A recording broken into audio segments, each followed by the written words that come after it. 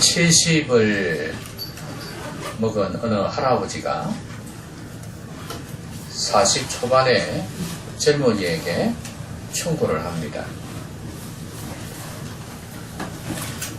내가 그동안에 70평생을 살아왔는데 돈 번다고 정신이 없어가지고 그냥 흘레벌떡 허겁지겁 살아왔다는 거예요.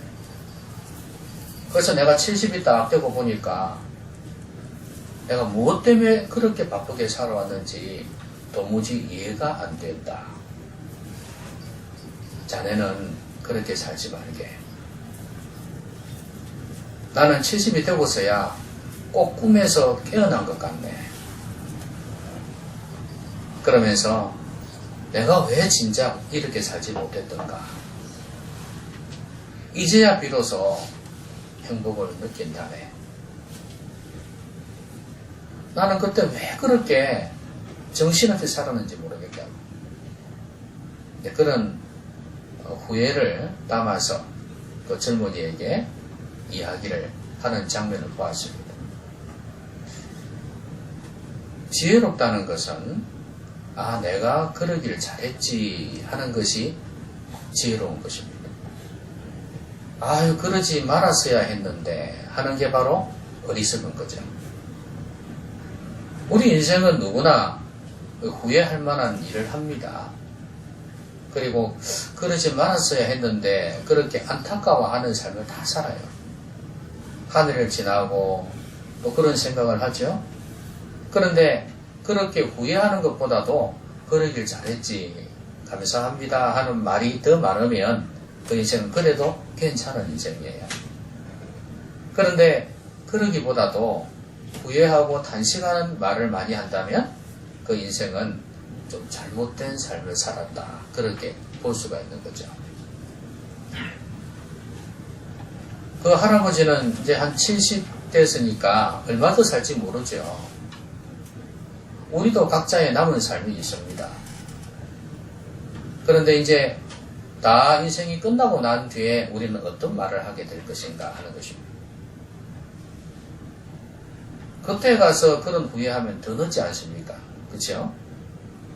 인생이 다 끝나고 난 뒤에 부족한 게 많았지만 그래도 감사하다. 정말 바른 방향을 향해서 최선을 다해서 열심히 살았다. 하나님께 너무 감사하고 또 하나님 보시기에 부족하지만 그래도 하나님 앞에서 좀 감사하면서 또 보람을 느낄 수 있지 않겠나 하는 것입니다. 그런데 남은 삶을 어떻게 사느냐 하는 것은 정말 지혜가 필요합니다. 그래서 오늘 설교 제목을 지혜롭게 사는 비밀이라 그렇게 제목을 잡았어요.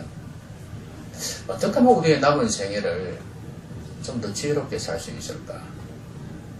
그러니까 후회하지 않는 인생 말이에요. 덜 후회하는 인생 말이에요. 땅을 치고 통곡하면서 왜 그랬을까? 그렇게 하지 않는 인생. 이게 바로 지혜롭게 사는 비결 아닙니까? 불효자는 웁니다 라는 노래의 가사를 여러분 잘 아시죠? 그 구수한 곡에다가 그 가사가 곁들이면 많은 사람의 눈물을 자아냅니다. 그런데 지나고 나면 아무 소용없잖아요. 그런 것처럼 우리 인생도 지나고 나면 아무 소용없습니다. 그러니까 우리의 생명이 남아있는 날 동안에 잘 살아야 되겠죠? 천국과 지옥이 눈앞에 있을 때 그때 후회해봤자 의미가 없어요. 지금 잘 살아야 돼요. 그럼 우리가 이렇게 남은 삶을 지혜롭게 살려면 어떻게 해야 될까?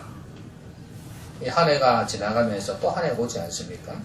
근데 이 한 해는 다시 오지 않습니다. 절대 다시 오지 않습니다. 또 다가오는 이 새해도 역시 다시는 올 수 없는 한 해입니다. 그러니까 잘 보내야 되겠죠? 지혜롭게 살아야 안 되겠습니까? 그럼 우리가 어떻게 하면 지혜롭게 살 수 있을까? 먼저는 인생을 바로 알아야 돼요. 그러니까 내 자신이 어떤 사람인지를 바로 아는 것 정말 중요합니다. 제가 저번에 목양 칼럼에 그런 내용을 썼지 않습니까? 자기 자신이 하지 말아야 될 것을 아는 것만 알아도, 그러니까 자기 자신이 하지 말아야 될 것을 아는 것, 그것만 가지고 있어도 성공한 인생이다. 그런 말을 제가 적어 놓았던 기억이 있습니다. 내가 뭘 하지 말아야 될 것인가를 안다는 것은 내가 뭘 해야 될 것인가를 안다는 거거든요. 그러니까 한마디로 이야기하면 자기 자신이 어떤 존재인지를 안다는 거예요.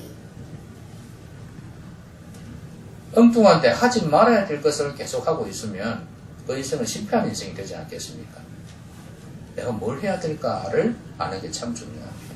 그런 것처럼 인생이 어떤 존재인지를 아는 게 참 중요합니다. 오늘 성경을 보니까 우리 인생을 흙이라 그렇게 표현했습니다. 주께서 사람을 티끌로 돌아가게 하시고 말씀하시기를 너희 인생들은 돌아가라 하셨사오니 그랬습니다. 이 티끌이라는 단어가 우리가 말하는 먼지, 흙과 같은 개념이에요. 그러니까 우리는 흙이란 말이죠. 흙에서 지음을 받았습니다. 그리고 흙으로 다시 돌아갑니다. 우리 몸의 구성 요소가 흙하고 거의 비슷하다 그러지 않습니까? 그러니까 우리 인생은 흙이에요. 여러분 죽은 사람 많이 보셨지 않습니까? 시간이 점점 지나가면서 몸이 굳어지고 결국은 부패해서 흙으로 돌아가지 않습니까? 살이 하나도 없잖아요. 뼈만 남아있지 않습니까? 다 흙이 된 거예요. 그래서 우리 인생이 흙이라는 사실을 안다면 좀 하나님 앞에서 겸손해지지 않겠습니까? 그 말은 나이가 계속해서 들어갈수록 몸이 늙어간다는 거죠. 아, 내 젊음이 계속 있는 게 아니구나. 금방 지나가는구나 하는 것을 알기만 해도 그 인생은 지혜로운 인생이 될 겁니다.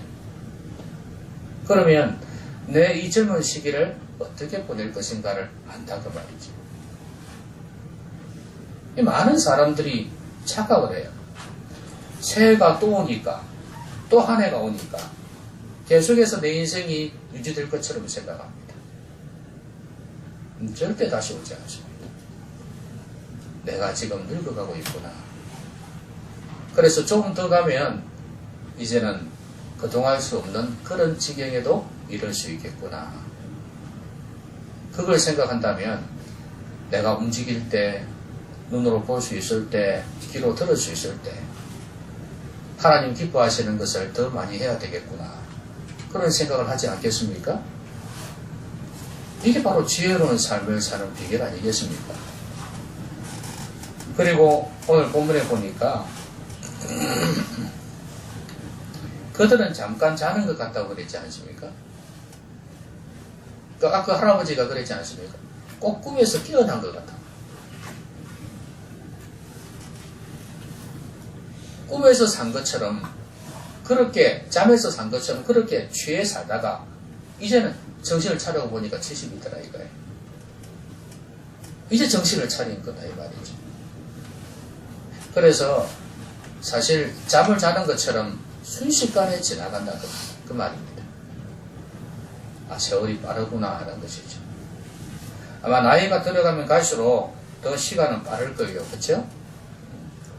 그러니까 인생이 그렇다는 사실을 기억을 하라는 거예요. 그리고 여기 보면 아침에 돋는 풀 같은 이이다. 풀은 아침에 꽃이 피어 자라다가 저녁에는 시들은 마른 아이다. 그랬죠? 이게 그냥 자연적으로 늙어간다는 단순한 표현은 아닙니다. 베드로전서에 보면 나와 있듯이 인생은 풀과 같고 그 다음에 그 풀에 꽂힌 인생의 영광이라고 그랬습니다. 영화와 같다고 그랬어요. 그런데 중요한 거는 인생이 누릴 수 있는 영화 있지 않습니까? 뭐 권력이든 부든 뭐 명예든 그 무엇이든 간에 인생이 누릴 수 있는 그 모든 것들이 결국 풀에 꽂아 간다는 거예요. 풀의 꽃은 시들어 떨어집니다. 그러니까 사람들이 많이 모으려고 애를 쓰지 않습니까?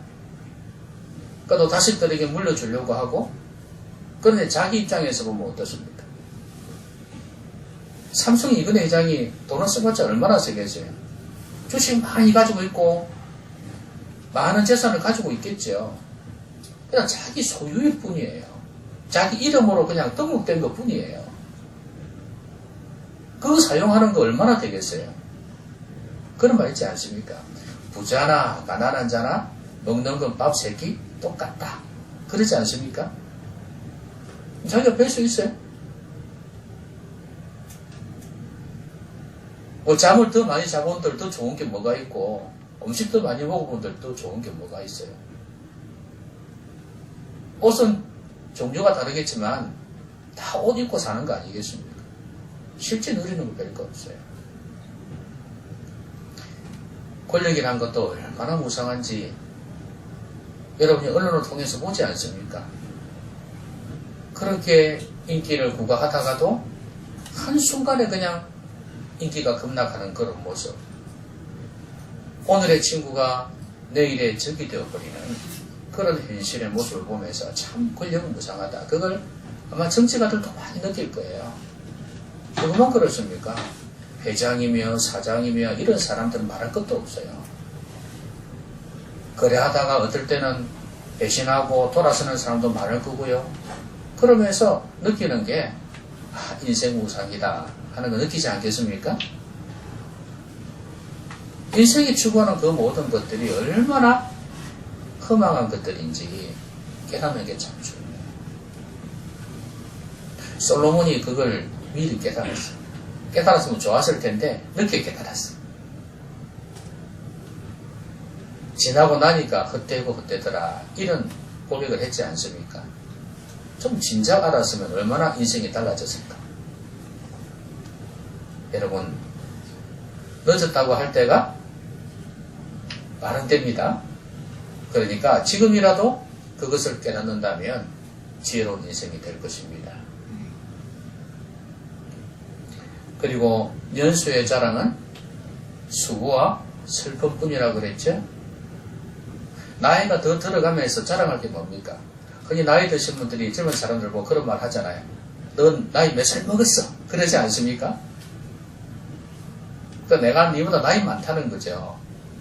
그럼 나이 많으면 뭔데요? 뭐가 좋은데요? 수고와 슬픔. 자랑은 그것밖에 없다는 거예요. 여러분, 오늘 목양 칼럼에 보면 이런 내용이 나와 있어요. 어떤 한 일을 갖다가 오랫동안 했다고 해서 그 사람의 재능이 높아지고 전문가가 되는 거 아니라고. 많은 사람은 한 분야에서 오래 했으면 그냥 다른 사람보다 뛰어나고 전문가가 되는 줄로 생각하지 않습니까? 그런데 그렇지 않다. 얼마나 그 일에 열정을 쏟았는가. 대충 얼렁뚱땅 해가지고는 아무리 오래 해봤자 절대 전문가가 될 수도 없고 재능을 발휘할 수도 없다는 거예요. 그러니까 열정을 다해서 자기 분야에서 오랫동안 할 때 그때 그 분야에서 전문가가 된다 그 말입니다. 그러니까 연수가 오래됐다 해서 절대 자랑할 게 아니라는 거예요. 어떻게 살았느냐는 거죠. 그 연탄재라는 시를 쓴 정호성 시인입니까? 그 내용 보면 알겠지만 그 연탄불처럼 정말 뜨거웠던 때가 있느냐 이거죠. 지금은 불이 꺼져서 연탄재밖에 안 되지만 인생 살아오면서 얼마나 뜨겁게 열정적으로 하나님 앞에 살았느냐 이거죠. 그게 중요한 거 아니겠습니까?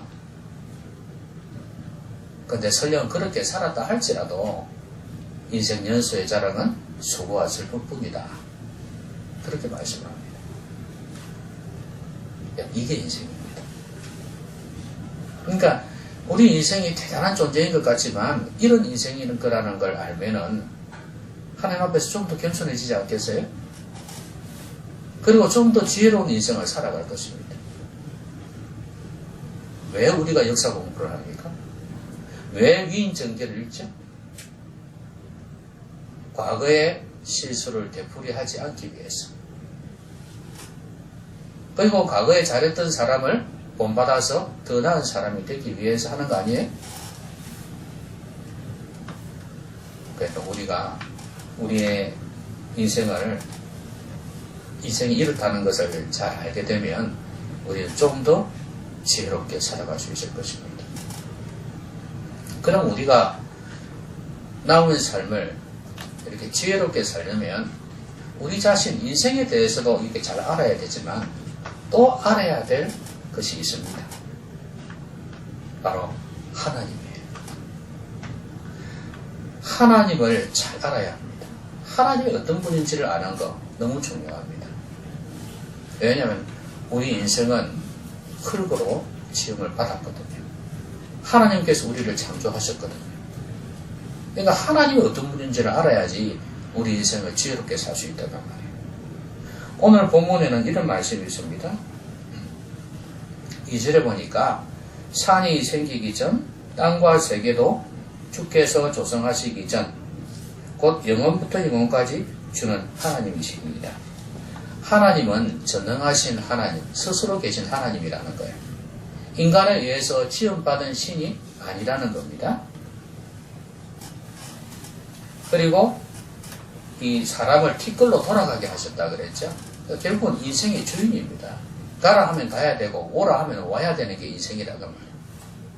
그러니까 하나님은 우리 인생의 창조주이십니다. 여러분 모두를 이 땅에서 태어나게 하신 분이 하나님이시라는 거예요. 이걸 알고 사는 거 얼마나 중요한지 모릅니다. 여러분 세상 사람들은 그런 개념 전혀 없습니다. 하나님 앞에서 사는 인생의 개념이 없어요. 그런데 우리 성도들은 하나님이 내 인생의 주인이라고 믿지 않습니까? 여러분 하나님이 여러분의 주인 맞습니까? 주관자란 말이에요. 그 말은 무슨 말이에요? 나는 하나님의 종이라는 거예요. 이 사실을 아는 것이 인생 사는 데 있어서 얼마나 중요한지 몰라요. 내 인생은 내가 주인이 되어 있어요. 얼마나 인생을 잘 안다고? 얼마나 많은 지식을 가지고 있다고? 내가 내 인생의 주인이라고 살아간단 말입니까? 여러분 우리 인생의 운전대는요 하나님께 맡기셔야 돼요. 우리 인생은 그 어느 누구를 봐도 지혜롭게 그리고 형통하게 살 수 있는 존재는 없습니다. 곳곳에 방해물이 있습니다. 장애물이 있어요. 안 넘어지는 사람이 없어요. 그렇기 때문에 운전대를 하나님께 맡기셔야 됩니다. 항해를 하다 보면 얼마나 많은 어려움들을 만납니까? 지금도 곳곳에서 배가 운행하다가 뒤집어지는 경우도 많이 있잖아요. 부딪히는 경우도 있고, 그렇죠? 그 베테랑들일 텐데도 불구하고 그래요. 우리 인생이 그렇습니다. 똑똑했다 싶고 성자 취급받는 그렇게 거룩한 사람들일지라도 넘어지는 걸 많이 봤잖아요. 이런 거 볼 때 우리 인생의 주인은 하나님이십니다. 그래서 하나님께 운전대를 맡겨드리십시오. 하나님이 가라 하시면 가고 오라 하면 오겠다. 이렇게 결심을 하십시오. 설령 그 길이 가시밭길이라도 하나님께서 가라 하면 가야 되고 또 그 길이 꽃밭이라 할지라도 가지 말라 하면 가지 말아야 되는 거예요. 왜냐하면 내 인생의 주인은 하나님이시니까. 근데 중요한 것은 그 화려했던 꽃밭인데도 불구하고 그냥 가지 말라는데 내가 가게 되면 그 꽃밭은 황폐화되어집니다. 그런데 가시밭길이라도 주님께서 가라 하면 그 길이 꽃밭이 되기도 해요.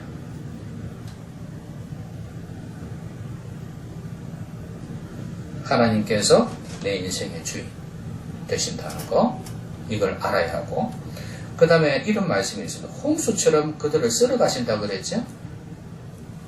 그러니까 하나님은 심판주라는 거예요.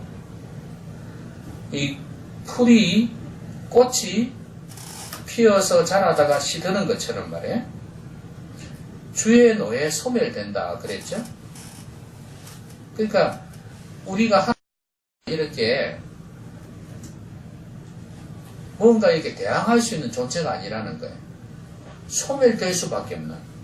주님은 진노하면서 심판하실 수 있는 분이라는 걸 보여주는 거죠. 그리고 8절에 보시면 이런 말씀이 있습니다. 8절 한번 같이 읽어볼까요? 시작.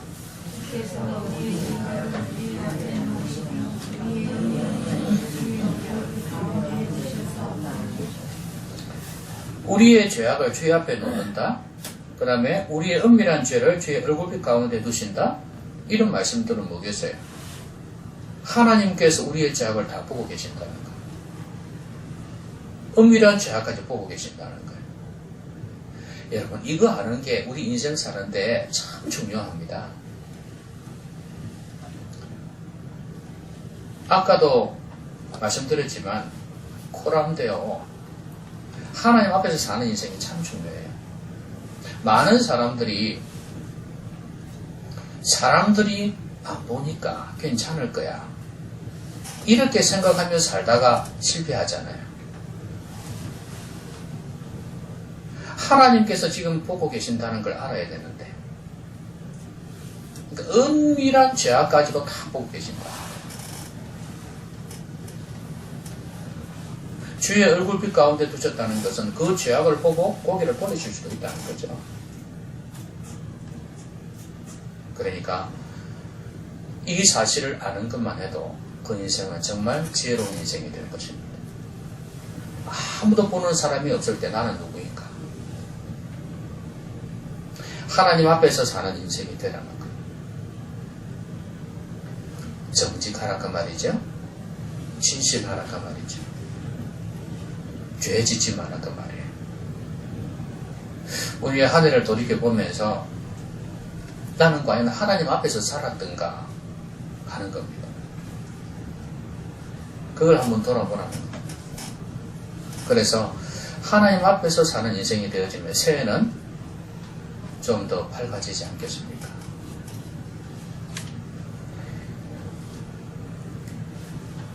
하나님께서 어떤 분이신지를 안다면 우리의 인생은 좀 더 달라질 겁니다. 다시 돌아올 수 없는 또 한 해지만 그래도 또 한 번의 기회를 주시지 않습니까? 이 한 해를 하나님 앞에서만 산다면 아까 그 할아버지처럼 후회하는 인생, 탄식하는 인생은 되지 않을 겁니다. 부족하지만 그래도 감사할 수 있는 인생이 될 거예요. 자, 그러면 이 두 가지 사실, 인생이 어떤 존재냐, 내가 누구냐 하는 거죠. 그리고 하나님께서 어떤 분이냐 하는 걸 안다면 그 안다는 사실만으로도 큰 도움이 되겠지만 그러나 그것만 가지고 안 됩니다. 중요한 건 하나님 앞에 기도할 내용이 있어요. 바로 하나님 그분을 갈망하는 기도. 그걸 해야 돼요. 오늘 이 시편 기자 모세는요 이렇게 기도합니다.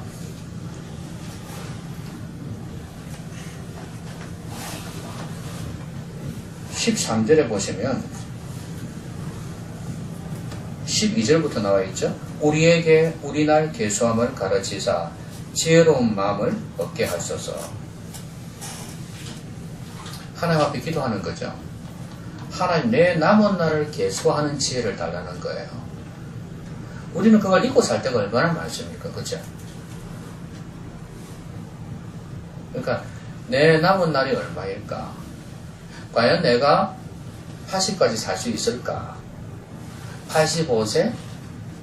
90까지 살 수 있을까? 그럼 나의 남은 날은 얼마나 될까? 거기에서 나이 들어서 그동안 할 수 없는, 그동안 해도 실제로 뭐 어떤 것도 할 수 없는 그런 나이를 빼고 나면 과연 몇 살이 남아 있을까? 이 남은 날 계수하는 지혜 참 중요합니다. 물론 어떤 사람은 100살이 되어도 정말 활기차게 살아가시는 분들이 있어요. 그런데 대부분은 그렇지 못합니다. 사람에 따라서는 70이 돼도 치매가 오는 경우가 있어요. 그렇죠? 80이 되는데도 불구하고 어떤 사람은 건강한데 어떤 사람은 그냥 왔다 갔다 하시는 분들도 있어요. 이런 걸 보면 사람마다 달라요. 그러니까 실제 내 남은 삶이 얼마나 될까? 유효한 삶의 기간 말이에요. 이것을 계수하는 게 참 지혜인 것 같아요. 그래서 남은 날 계수하는 지혜도 달라 하겠지만 남은 날이 아까 이야기한 대로 말씀드린 대로 좀 더 유효한 삶이 될 수 있도록 그렇게 기도하는 것도 필요하다고 말이에요. 건강관리를 해가면서 애를 써야 되겠죠. 여러분 이 신앙생활이요 경건생활이란 게 그냥 교회를 다니는 것만 이야기하는 게 아니고 경건생활이요 이게 우리의 영혼 건강에 엄청나게 도움이 된다. 당연하죠. 그래서 기도하는 거, 말씀 보는 거, 찬양하는 거 이게 얼마나 중요하죠. 하나님과의 소통, 교제 이거는 말할 것도 없고 우리의 영혼의 건강을 위해서 너무 중요하다.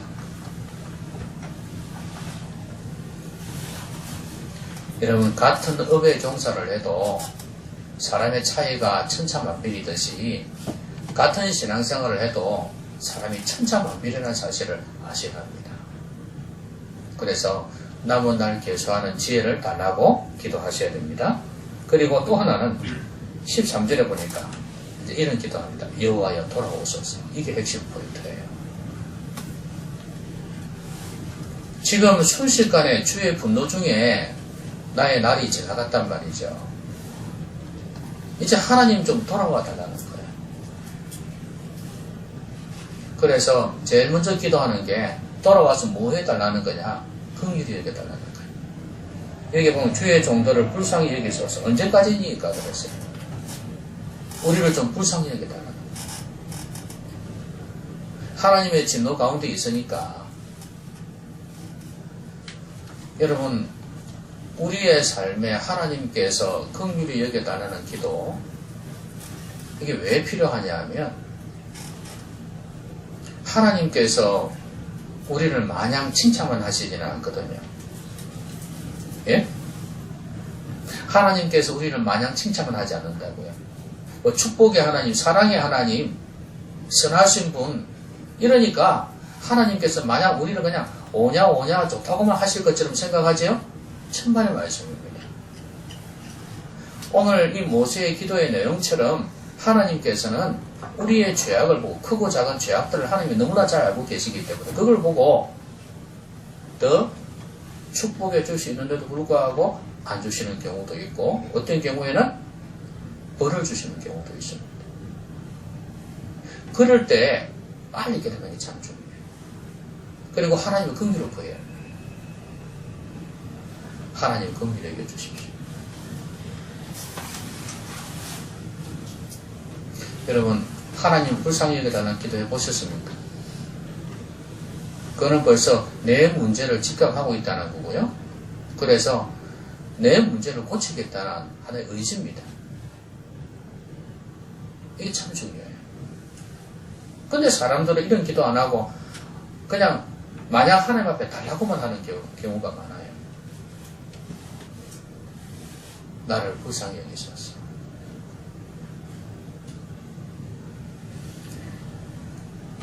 그리고 아침에 주의 인자하심이 우리를 만족하게 하사 우리를 일생 동안 즐겁고 기쁘게 하소서. 주의 인자하심, 이 사랑을 베풀어 달라고 기도. 그래야 만족이 되지 않겠냐 이거죠.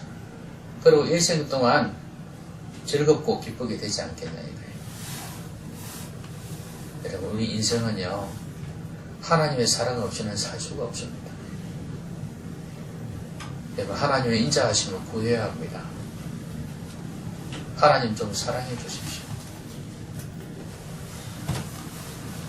이건 십자가에서 죽으신 그 사랑도 느껴지겠지만 또 우리의 삶 속에서 하나님께서 주시는 은혜의 사랑도 느껴지지 않겠습니까?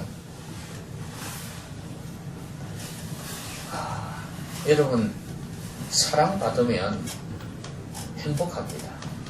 그렇죠? 사람의 사랑이야 늘 변덕스러우니까 이랬다 저랬다 하니까. 그런데 사람의 사랑도 중요하죠. 사랑받지 못하고 자란 사람들 얼마나 그 사랑을 무의식 속에서 갈망하는지 몰라요. 인생에 큰 영향을 미치죠.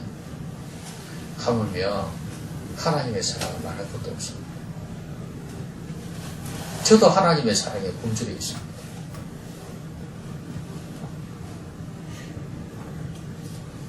하나님의 사랑은 아무리 많아도 지나침이 없어요. 그러니까 하나님의 사랑을 갈망하십시오. 오늘 이런 어려운 환경 속에서 지금 하나님의 긍휼과 하나님의 사랑, 인자하심을 지금 갈망하고 있지 않습니까? 여러분, 이 기도 하셔야 됩니다. 여러분의 남은 생을 지혜롭게 살려면 이 기도 반드시 하셔야 됩니다. 이 세상에 자기 능력으로, 자기 힘으로 뭔가를 해보려고 해도 하나님의 은혜와 하나님의 사랑 없이는 안 돼요. 그걸 느낄 수 있기를 바랍니다.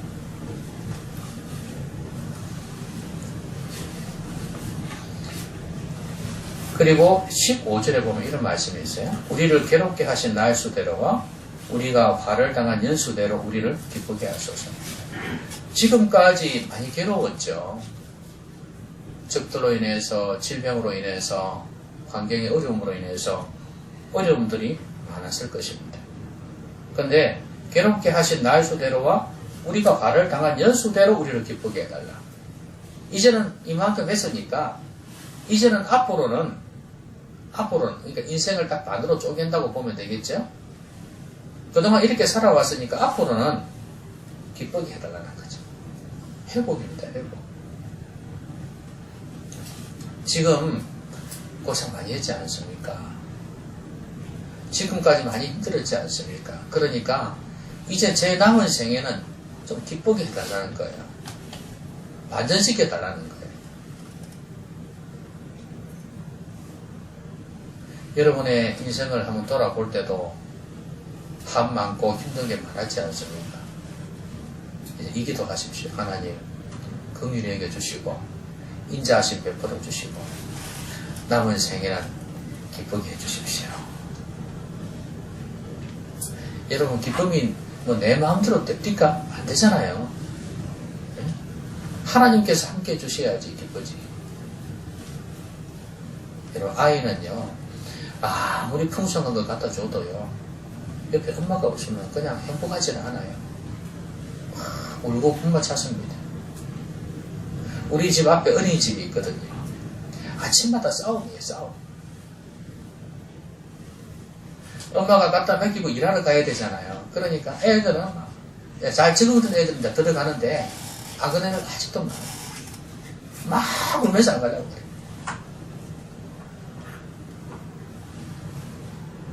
그러니까 뭘 이야기하는 겁니까? 엄마가 아이에게 중요하듯이 우리 인생은 아무리 풍성하게 많아도 하나님 없는 인생은 행복하지는 않습니다. 하나님 우리와 함께 해주십시오. 돌아와 주십시오. 내 영혼에 하나님 개입해 주시고 함께 해주시고 내 가정에 함께 해주시고 내 생업에 함께 해주십시오. 돌아오셔서 기도하세요. 그리고 중요한 거 하나 있습니다.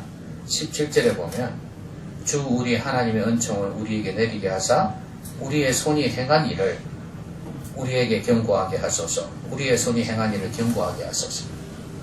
우리가 손으로 행한 일이 헛되지 않게 해달라는 거예요. 하나님이 함께 하셔야 되는 거 아니겠습니까? 여러분 20편 기억나십니까?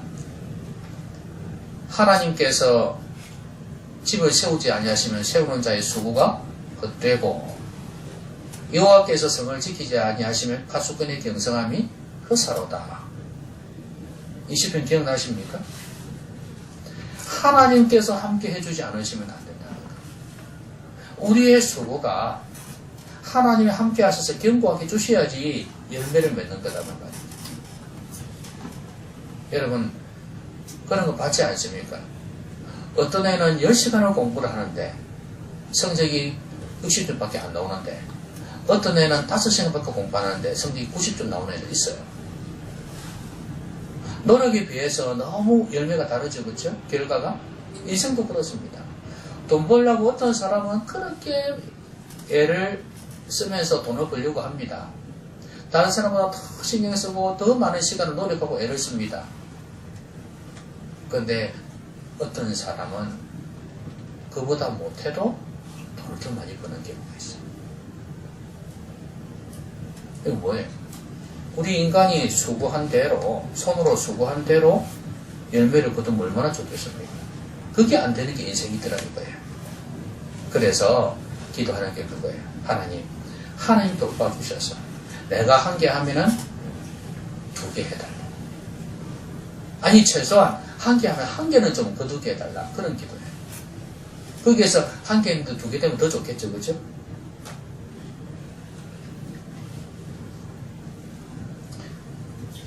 이렇게 하나님 앞에 이런 간청을, 하나님의 임재를 갈망하는 그런 기도를 하셔야 돼요. 그게 있어야 남은 인생이 지혜로운 인생이 되어진다는 거예요. 자, 인생이 어떤 존재인지 알아야 된다 그랬습니다.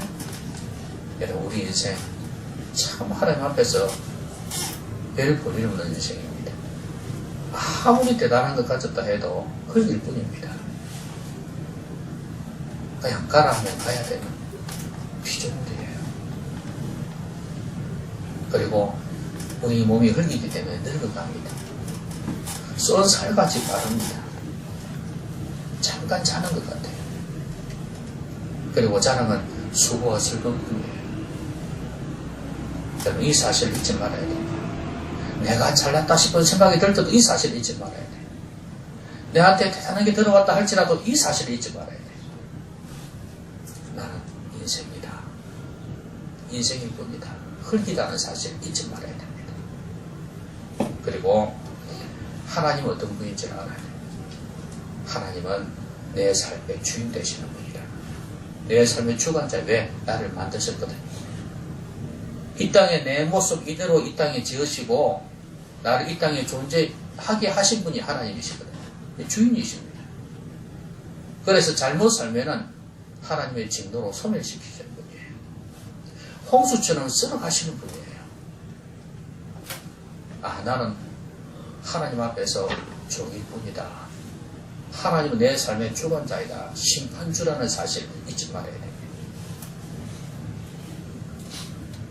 그리고 우리의 완벽한 죄까지도 보고 계신다는 거. 그걸 넓게 해야 됩니다. 그래서 우리는 어떤 기도를 해야 된다고요? 긍휼을 베풀어달라는 거. 나 이런 인생이니 긍휼을 베풀어달라는 거. 제발 돌아와라. 인자하심을 베풀어달라는 거. 그리고 내 손이 행한 것 견고하게 해달라. 헛되지 않게 해달라. 그럼 내 인생은 만족할 수 있겠다는 거예요. 여러분, 또 한 해가 끝나고 또 한 해가 옵니다. 그러나 시간의 흐름 속에 있을 뿐이에요. 또다시 오는 거 아니에요. 여러분의 삶을 지혜롭게 살아가시기 바랍니다. 기도하십시오. 오늘 말씀 생각하면서 같이 한번 소리내어서 기도하겠습니다.